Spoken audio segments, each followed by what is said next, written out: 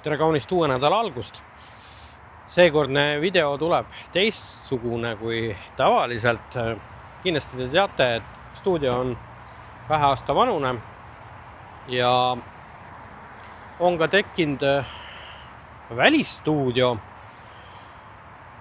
Ja et välistuudiot siis korralikult jooksutada,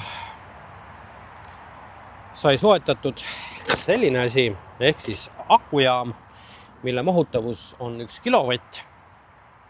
Aga avastasin, et sellega saab ka muid asju teha ja avastasin, et sellega saab ka tavalist stuudiot jooksutada ilma, et ta oleks vooluvõrgus, vaid sellest akujaamast, milleks siis on Anker Solix C1000X generatsioon 2. Ja hakkasid mõtted tekkima, äkki prooviks panna ta siis autonoomseks ja päiksepaneeli peale. Mõtted peas käisid ja täna me oleme nii kaugel, et hakkame siis seda tegema. Kohe ma näitan teile ka päiksepaneeli. Päiksepaneel on siis siin, milleks on 550 vattine päiksepaneel, mis tuleb siis siia seina peale. Ma veel ei tea, kui kõrged ma ta panen, sest et ennem on vaja juhtmed ära ühendada ja siis saame edasi teha. Ega siin ei olegi muud, kui hakkame siis juhtmeid jootma. Juhtmed on joodetud ja ma veel külge neid ei pannud, sest et hakkan ootama siis homme, kui peaks olema päikest, kui palju ta toodab ja siis ühendan ka ta akujaamaga ära ja saame vaadata. Kui ma praegu vaatasin voltmeetriga, siis ta näitas 0, seega eks ta ole pilves ka ja kohe hakkab vihma sadama.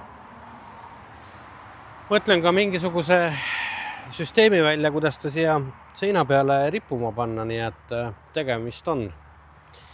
Ilmselt siis järgmises klipis on väike ülevaade sellest. Käes on järgmine päev. Paneel ei ole mul ikka veel seina peale pandud, kuna ma ei ole välja mõelnud veel täpselt viisi, kuidas teda siia seina peale täpselt panna. Aga ega ta väga kõrgele ei lähe, umbes nii kõrgele, et oleks maast lahti natukene. Kaablid on ühendatud, üleminekud on tehtud ja hea uudis on see, panen ka väikse pildi ilmselt siia kohe praegu, kus siis on näha, et 7 või 8 vatti, ma ei mäleta, kumb see oli, on siis praeguse ilmaga päikese laadimiskiirus. No päikest pole ka praegu, nii et ma ei imesta absoluutselt. Lähme ja ma näitan, kuidas ma selle lõpuosa tegin. Lõpuosa ma tegin niimoodi, et see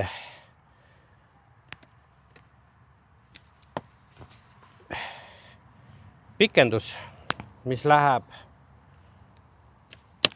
akujaama külge siia äärde, selline, on siis samamoodi päiksepaneeli kaablite konnektoritega ja ega seal ei olegi midagi muud, kui lükkad selle siia sisse